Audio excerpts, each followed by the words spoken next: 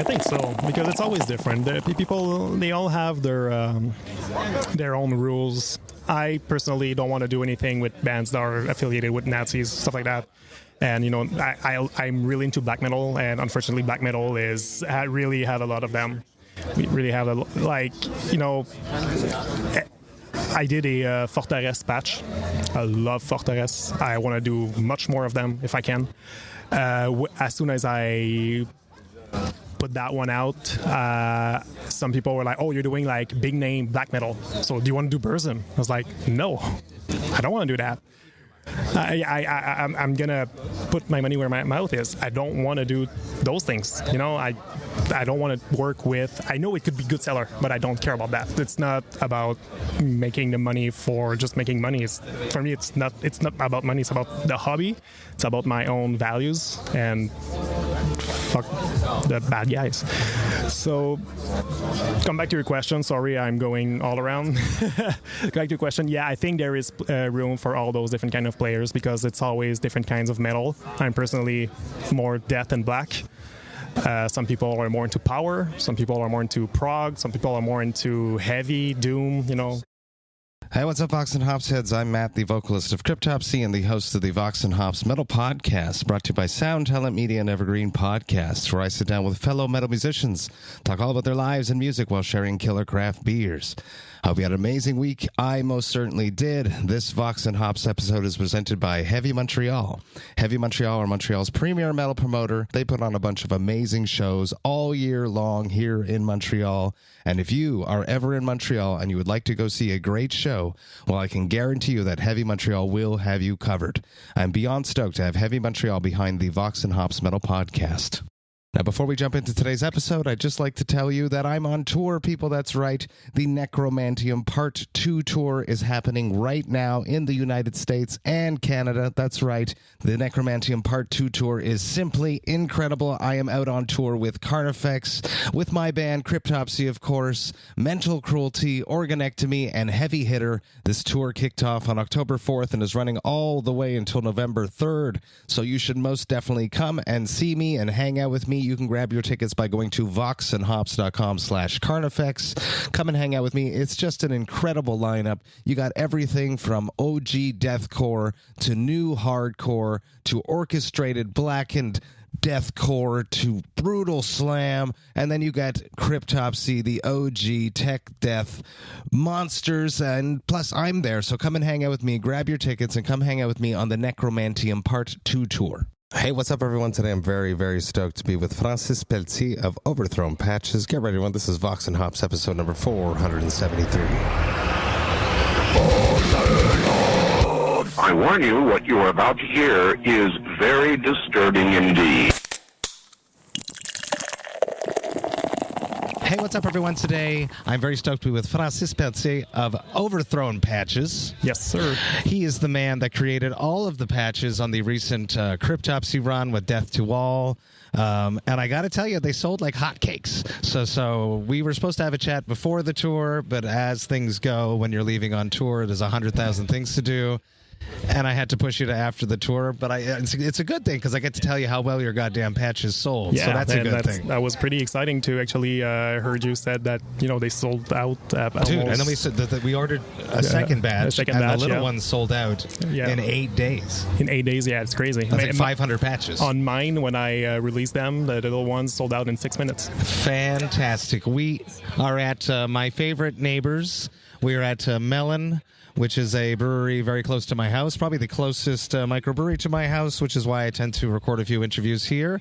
I love them. We are drinking their Lager d'Allumette. La Lager d'Allumette, which basically means Allumette is a matchstick, and it is fitting because for two reasons. Because it's a smoke lager, 4.8%, but it's also a collab with Mellön, Les Grands Bois, and Tete d'Allumette, which is our amazing breweries from here in Quebec.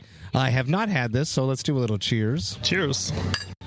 Cheers to my neighbors. Cheers to Overthrown Patches. It's nice. It's light. It's light, yep. The smoky is not too much. It's not hot dog water, which when over-smoked beers give me that hot dog water feeling, which is just too much at certain points. So let's just take it right from the beginning. Let's let Vox&Hops heads know a little bit about you. What is your musical path? Do you have a musical path?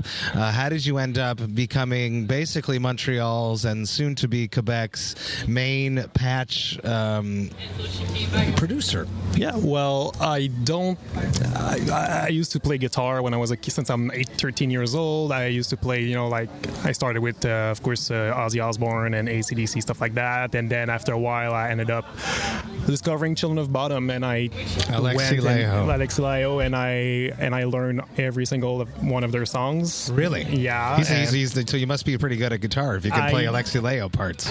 Yes, I was able to play most of his solos. Some of them were improvisation, really? Of course, but most of it. But I've never actually was able to learn the theory of how to play properly like that. Interesting. So it was by ear or by looking at tabs or looking at YouTube videos to start, but when I was looking at YouTube videos really early into my guitar training thing, but when I was looking at YouTube videos, I didn't understand the principle of having a different tuning. Yes, it didn't exist. So it had to be I was trying to play E standard. Exactly, I was playing standard, but I was trying to play bottom. That didn't make any sense. So after a while, I just asked my dad, who's a big blues guy. He's, cool. He used to play guitar in bars since he's 15 years old. Wow. And he could play anything from AC/DC to ZZ Top to CCR. Stevie Ray Vaughan's, name it, and he was could play it for you. And he just showed me like the basic principles of the basics, the fundamentals of music, of guitar and music, because he tried to show me how to learn the theory. And he said, okay, like on Monday, let's go down in the living room and we're gonna have your first class. And we're like, sure, I'll go down with my guitar. He's like, no, put your guitar back in your room. And he gives me pens and papers like, yeah, I'm not doing that. I'm not at school. I'm at home. I want to play guitar. I don't want to do homeworks. Not more homework. I'm not interested. More homework. So I never learned theory because I was too much of a egghead, I guess. And so I never learned it. Kind of a shame right for now, but I deal with it. You're still young. I'm so well. It would be hard to start again, but that's kind of why I've moved away, because I'm not really playing anymore, unfortunately. After Children, I went into more tech debt, Arsis, Allegiant, stuff like that. That was really my go-to. Revocation as well. Like one of the Deathless is one of the biggest albums for me personally. Shout out to Dave. Yeah, shout out to Dave. One of the best guitarists out there, Vox&Hops alumni. Absolutely, very cool dude. Absolutely. I haven't had a chance to meet him, but I've talked a little bit because I just announced a new patch of them, and he is amazing. And so after going all into tech debt, I decided to stop a little bit guitar because of the new job that I had, which was a flight attendant. And it took me away from home a lot. So if I was I went from playing 5 hours a day to like leaving a couple of days and coming back and say, I haven't played for 5 days. I don't want to play anymore. I'm gonna take a break. I want to be home and relax. Watch a movie, something like that. Sleep, because I can't sleep as a flight attendant. I don't have any sleep schedule. And it just went on and on. And at some point, I just stopped playing. It just went down, and unfortunately, it went like that.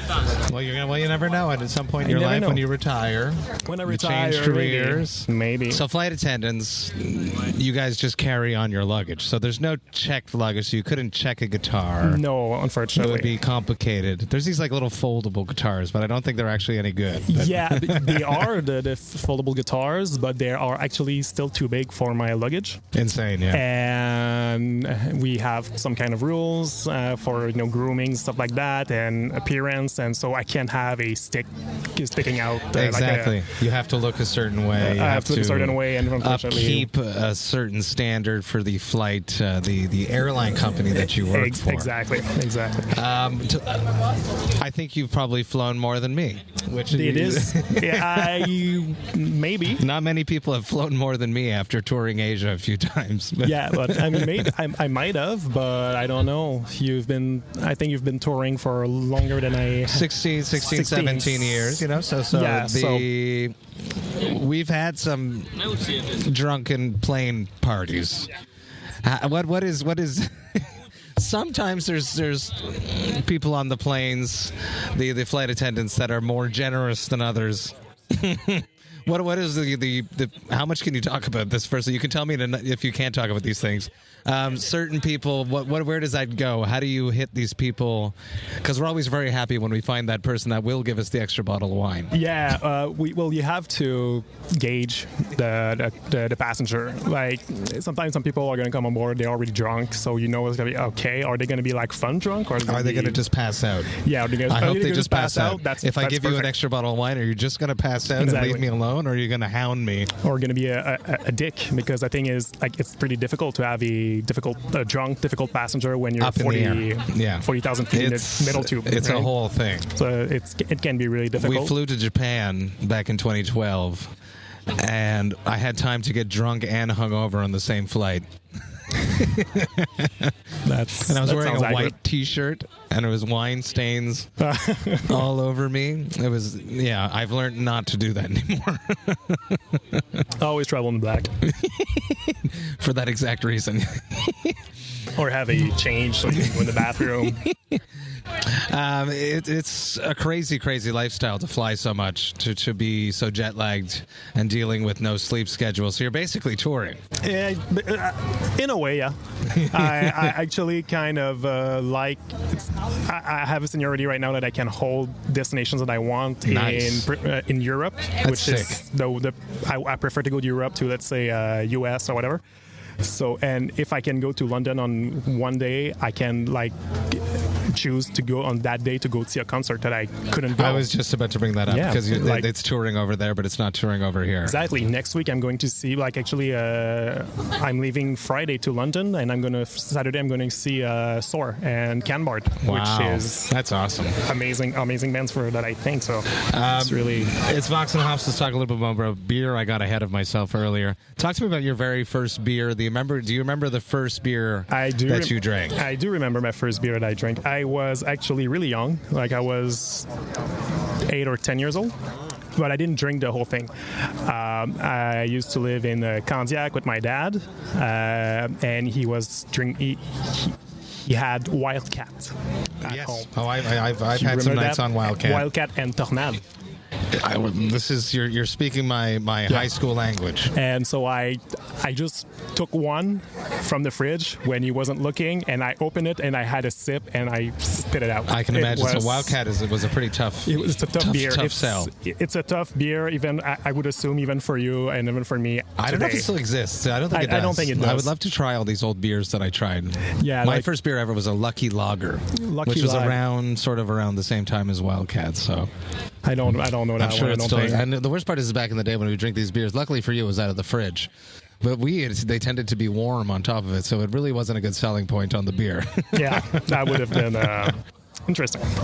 At what point did you become more refined, your palate, with craft beer? You mentioned as we were ordering here at this wonderful place, Mellön, that you actually applied to work here during the pandemic because you were in the brewing world before the flight attendant, or was that while everything was on hold, hypothetically, or slowing down because of the pandemic? I started to have an interest in the microbrewery and craft beers when I was shipped to Calgary for the job, for work. I was there for 3 years, and I didn't like, they only had Budweiser or microbrewery. So I said, you know what, I don't like Budweiser, let's go try the local stuff. And I had like Prairie Dog, Blind Man River, Red Deer and Villager. It's a lot of other one that I don't remember right now. And I just started drinking, and I was like in love with all the different kinds, that like oyster stout and the Rach beer and all the interesting weird, different things. Yeah, but interesting, and like the very flavors. far from Budweiser. Very far from Budweiser. A much more wider color palette in the flavor palette. Mm-hmm. So going from there, I started to, you know what, I'm going to buy myself a brew kit.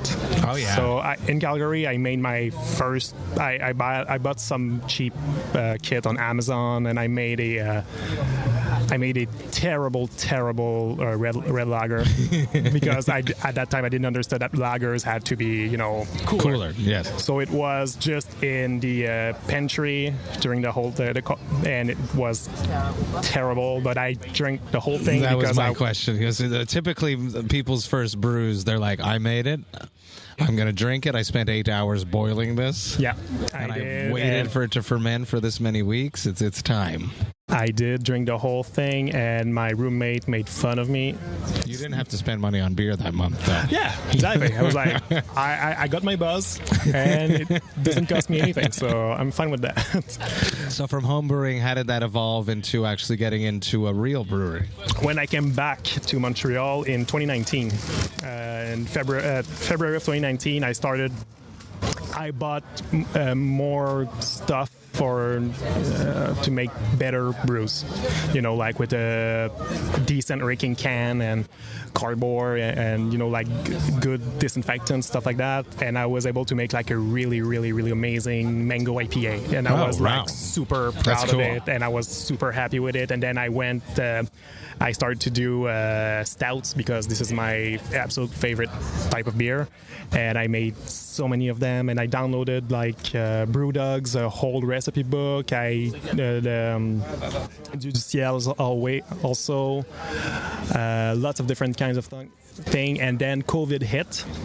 And at the airline, I knew that I was going to get laid off, because we all knew I was too junior to keep it and everything. So I just made a resume right away, and I sent it to different breweries. And I sent one to Brasserie Mellön.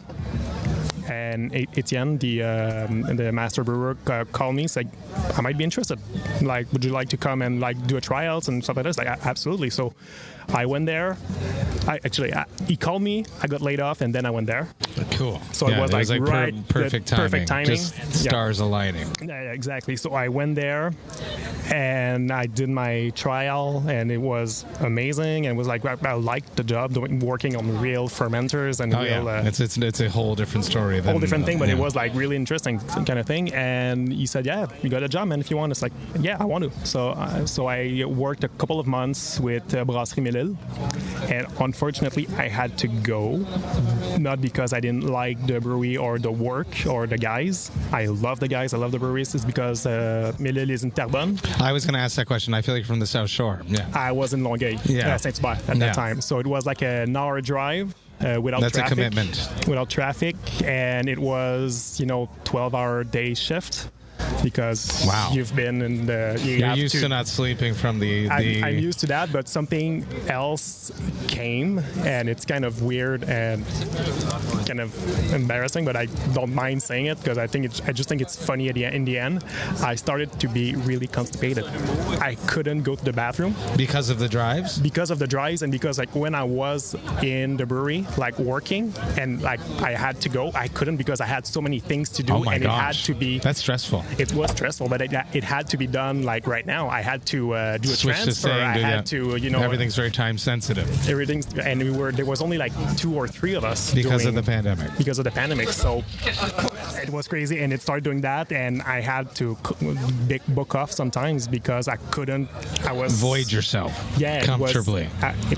That's stressful. It was stressful, but it was. Poor you. My gosh. It was unfortunate.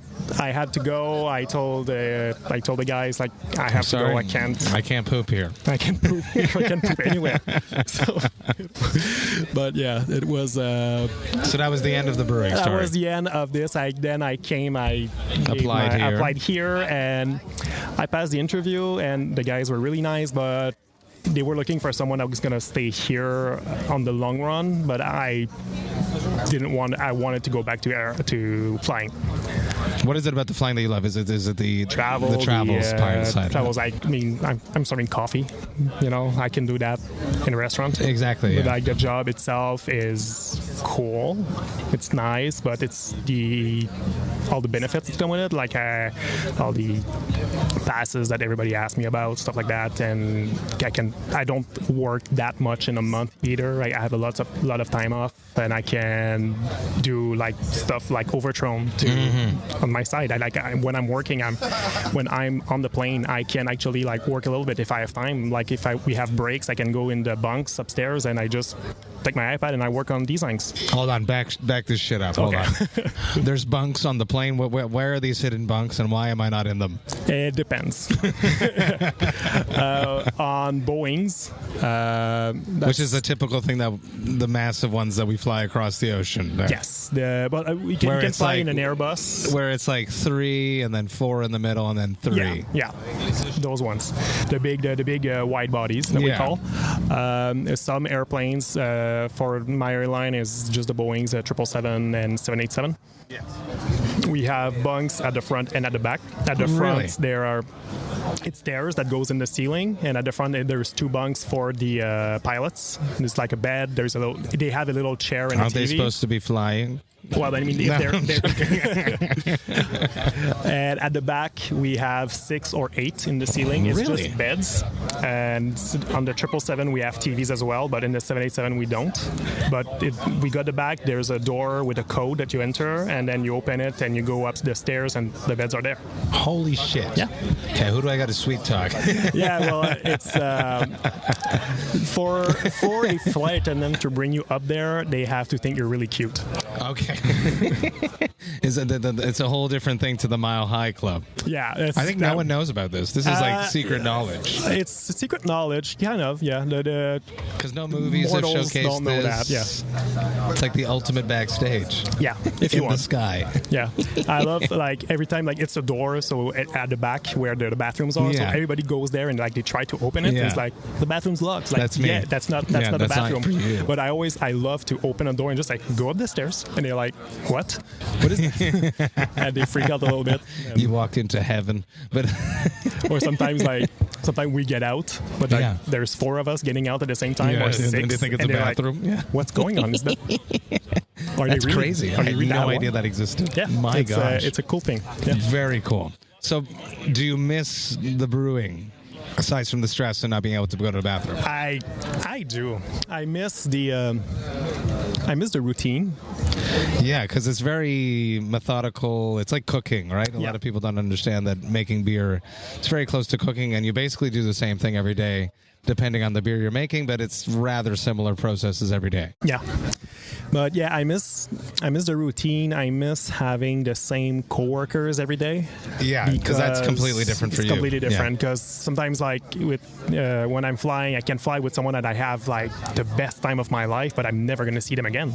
That's cool. That's I don't crazy. know. Yeah. There's my airline. There's 15,000 FAs, flight attendants. So holy I smokes. cannot see someone. And there's different bases. Like someone that I really love flying with is based in Vancouver, but I do flights to Europe and from Montreal, so I'm never going to see them unless they have the same layover at the same place at me at the same time. Stars aligning, like it's very, very really improbable. Rare.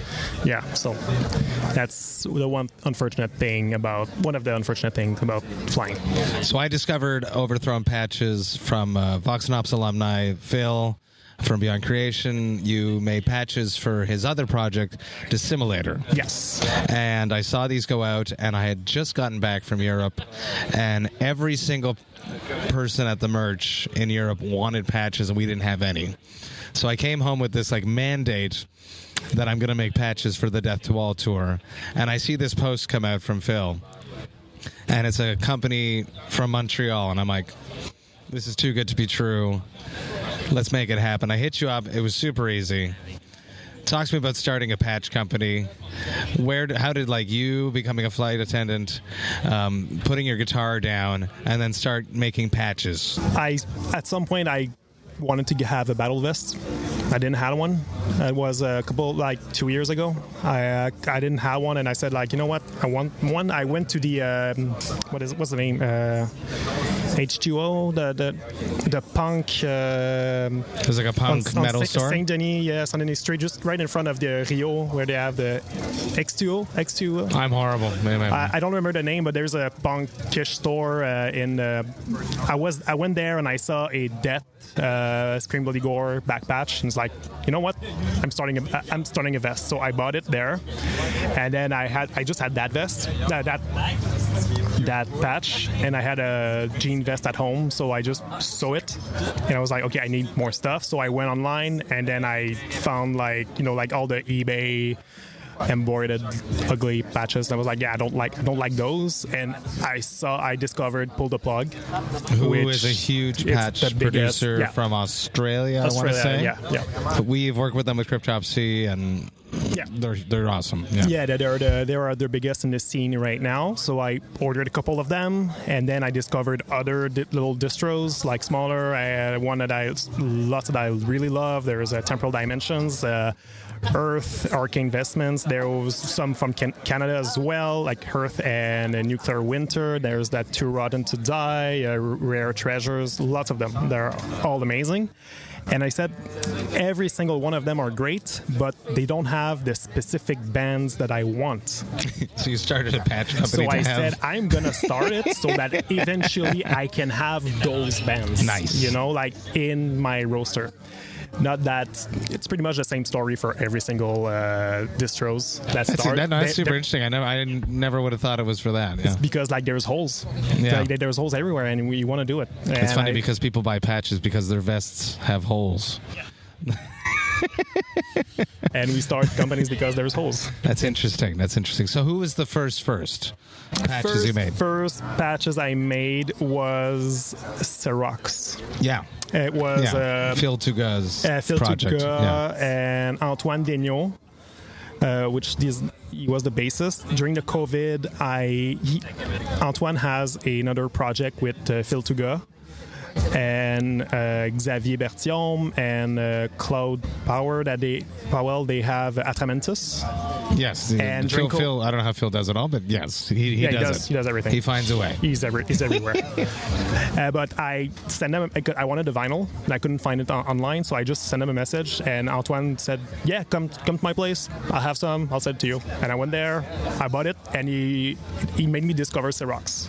I didn't know them. I was like, "Oh, he had a vinyl. I bought one as well," and I listened to it. It's like, "Oh my god, that's fucking good. I love it."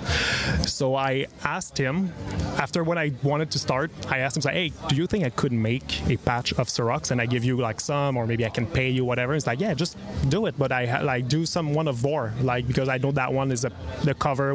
There's no right for it because it's an art piece. It's an art piece from the 17 something, So I was like, sure. So I tried and failed and tried. It was really fucking hard to do something because I have no idea what I'm doing.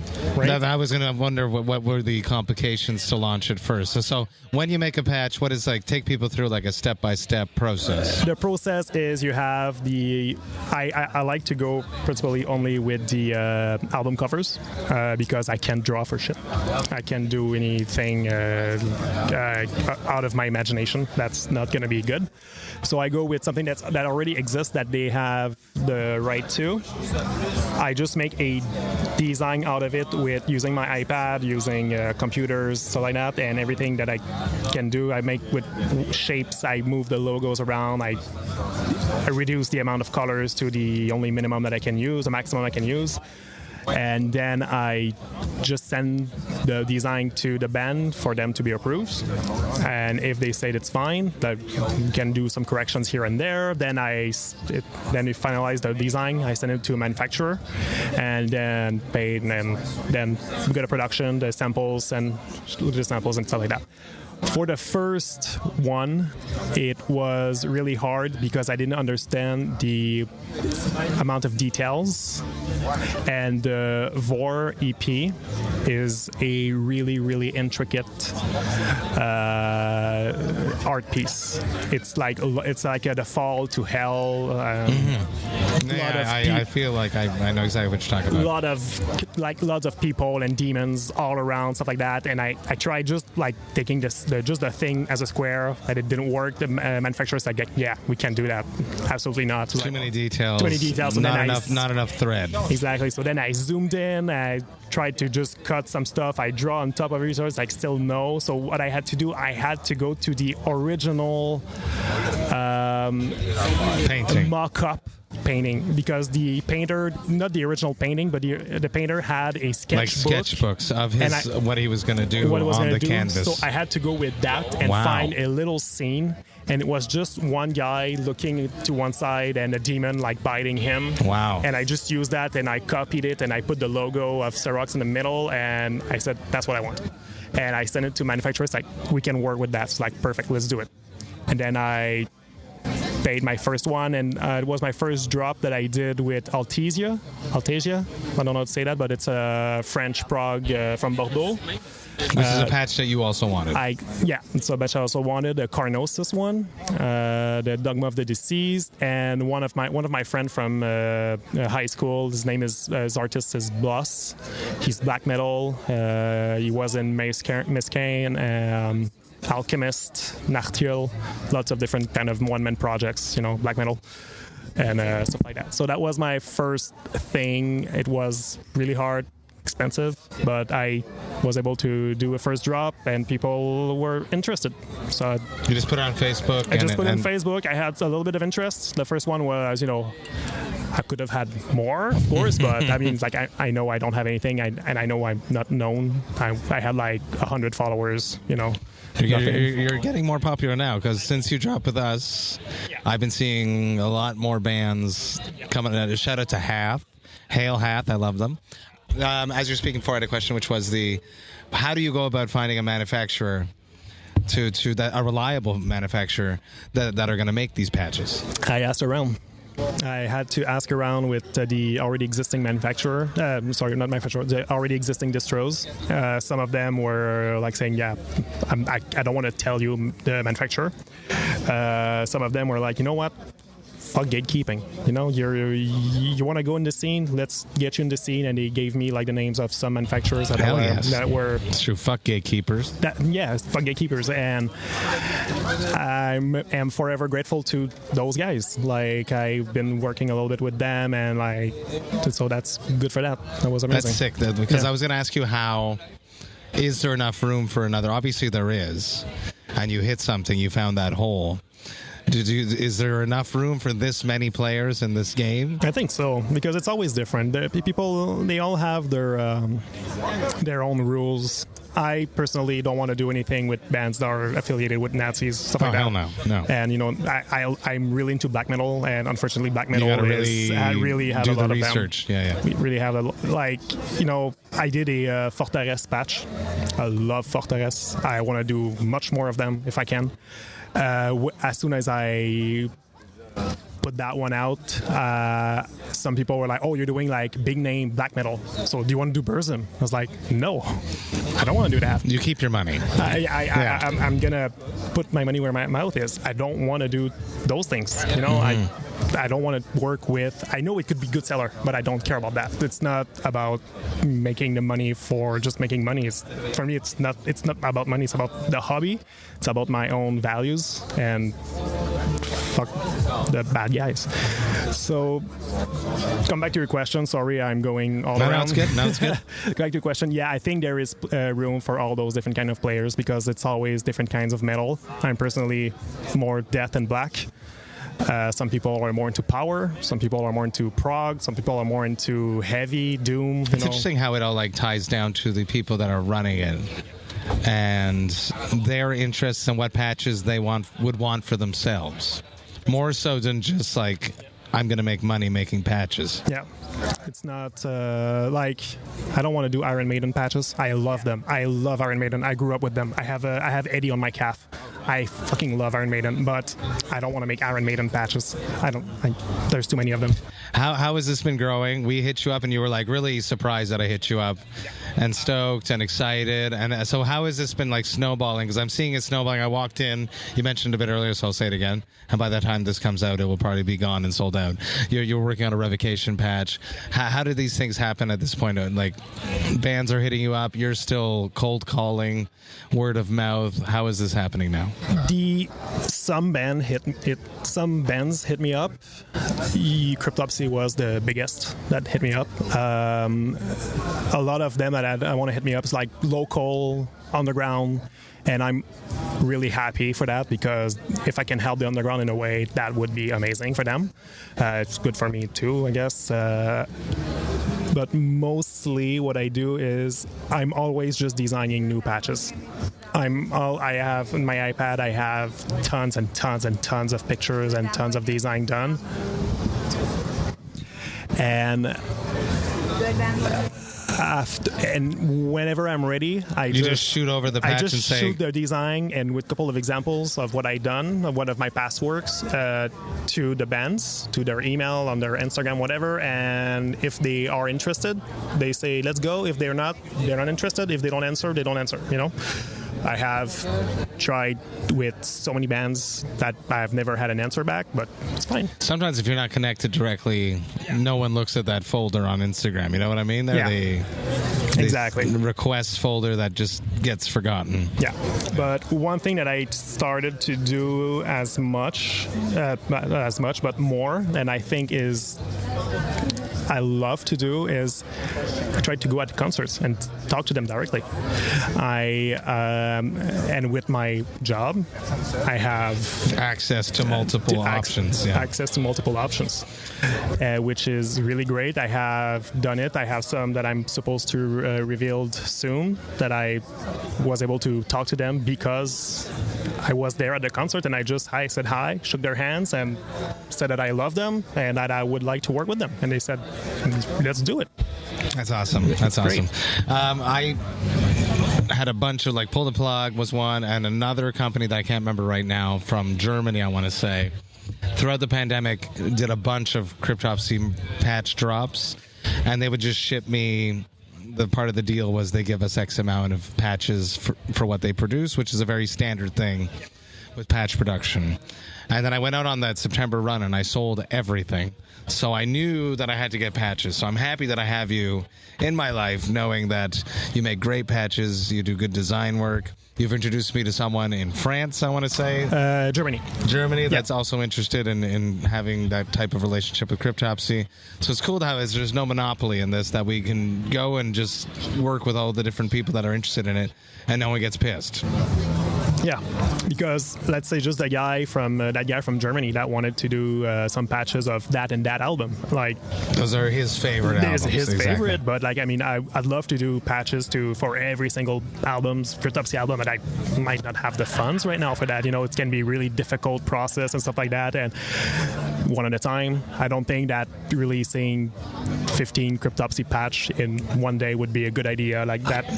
You should make people get excited over time. Yeah. Talk to me about, like, organizing drops. You seem to be doing a lot of them.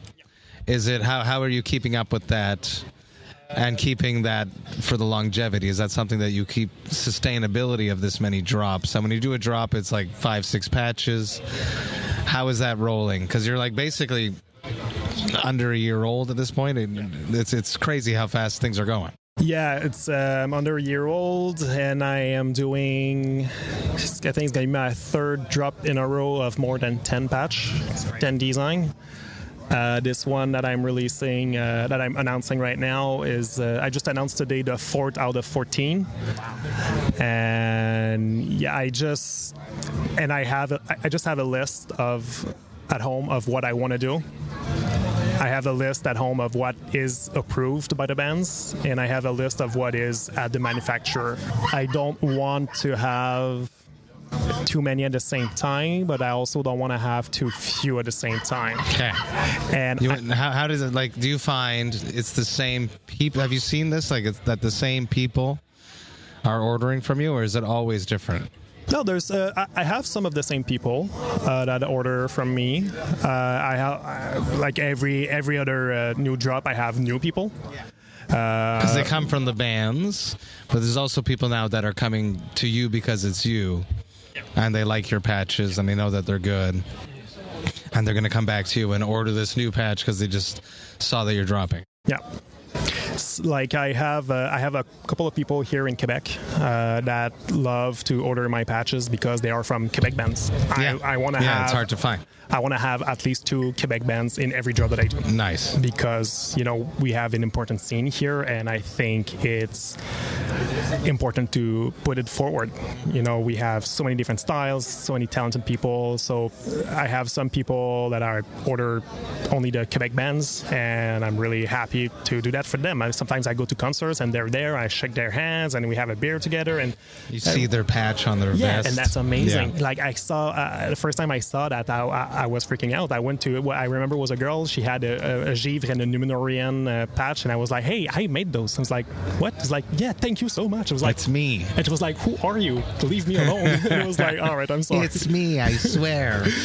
Yeah, but that was weird, but I really liked to see that, and now I see like people post their pictures of their completed vest and 1 or 2 of my patches on them, and it's really yes. Well, there's like cool. Basically 1,000 more rolling across the states right now from us. So. Yeah, and that's great. It's pretty sick. Those tiny little patches go like wildfire because everyone's got that little hole that they want to fill. Yeah, it's perfect for like the mini squares. They're perfect for those things. Super sick. Yeah. What does the future look like for Overthrown? Are you going to get too big for yourself and need to have someone else come in? Because I can only imagine, having done it with the podcast, a little bit with Cryptopsy, but not that much. Shipping stuff sucks. Yeah. So that's my biggest bane with the podcast, and I was very happy to team up with Indie Merch to ship my things for the podcast and Cryptopsy, obviously. It really made a big difference in my mental health and life health. Yeah. I don't have anything planned about changing the logistics for shipping yet. I think it'd be just too soon for that. I don't have enough of a demand. Yeah. But if at some point I'm starting to have a lot more orders, maybe, but I'm not planning on that for now. You're not at the post office every day yet? No, I'm not at the post office every day, and if I have, I think I only have like 1 or 2 orders in standby right now that I have to do, but you know, I try to do it as fast as I can, but I don't want also to just focus on shipping the order right away as soon as they get in, because you know you have to live. I have to live, and as well. And you're flying around the world on top of it. On top of that. Right now, today, there's a festival in Saint-Jean-sur-Richelieu. It's called Communion Festival. Yes. That was, and they just announced that I'm going to have a stand there. Oh, sick! Yeah, that's cool. That's Good people really cool. run that. Yeah. Oliver is really cool, and he was able to book to set me up with that. After I sent him like, hey, do you want to work on something like that? And he's like, yeah, sure, let's do it. Let's find something. So that's amazing. That's the first thing. And I don't want to say the name yet, but there is another distro that's bigger than me that have hired me to design some stuff for them. Oh, very cool. Some enamel pins, because I released one of Sludge. Well, that's good to know, because I'm interested in those too. Oh, well, you know, I brought one. Those moved really well too. I got a bunch of those during the pandemic from a company, and those disappeared. Yeah. Yeah. So I have this new distro that kind of hired me to work with them on that, and they're going to, like, I already did 3 designs that are in production right now, and it's pretty big bands that I'm pretty sure are going to be good sellers.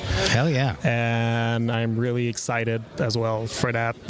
Can't wait to have the That's first. Super exciting. I can't wait to just see the completed picture that he's going to send me. That'd be great. Hell fucking yes. Look at that. When under a year old, doing great things so quickly. It's very inspiring. One last question, the classic Vox&Hops wrap-up question. Yes, sir. Probably doesn't happen to you very often because you're so busy flying around the world and designing patches and now pins for all the biggest bands that you ever loved as a child, except for Iron Maiden. But every once in a while, it happens to everyone. What is your hangover cure? My hangover cure? Jesus. Oh, my God. I never... puke. Get it out. Get it out. I noticed that since COVID, I got COVID. Not right now. I had it at some point during the pandemic. And since then, my hangovers are atrocious. Oh, yeah. They are Interesting. You're the first person to say that to me, yeah. like if I have, let's say, 4 beers and 1 shot, and the next day the whole day I am in bed or in the bathroom and I'm shaking. So I try as much as possible to avoid that. To avoid a hangover. But before that was blue Gatorade, I think. Yeah, blue Gatorade and with aspirin. That was really basic. That's a classic, Classic, easy, and it tends to work, actually. Yeah. What's yours? It's a plethora of things at this point. I try things. There's the classic hair of the dog, but you have to stop after the 1 beer. If not, it's just putting a Band-Aid on something that's going to hurt way more the next day. Gatorade works, or Pedialyte, actually. I tend to have a bottle of Pedialyte in the fridge or with me on tour. I bought it on the Death to All tour at the first Walmart stop, and I did not open it, and it's now in my fridge at home, so that means I did pretty good on that tour. Advil, water, but prevention is always the best medicine. Yeah, that would be the best. But that's playing on the question, though. The question was, what's the hangover? Francis, thank you so much for hanging out with me. Thank you for having me. Talking about life, talking about music, talking about beer, talking about making patches. Everyone go check out Overthrown Patches. I'll put the link, and I'll talk about this in about 30 seconds when I say in the outro as well. Thank you so much. We're going to keep hanging out here at Mellön in Montreal, but not with you guys listening. Awesome. Thank you so much for having me. Hey, thank you all so much for listening right today. You know that I love and appreciate that. Man, this was an awesome conversation. I'm so excited that I got connected with Francis. What a cool, unique character he is. His journey in beer, flight attendant into making amazing patches. I'm very, very excited to have collaborated with him yet again. I'm very, very stoked to watch his company just grow. If you are looking for patches to make, go check out Overthrown Patches. You will not be disappointed. Massive cheers to Francis. I can't wait to hang out again. The Vox&Hops Metal Podcast is brought to you by Sound Talent Media and Evergreen Podcasts. I hope that you have a killer rest of the week. I will be back next week with another episode. But until then, remember to enjoy life, metal, and craft beer. Cheers, Vox&Hops heads.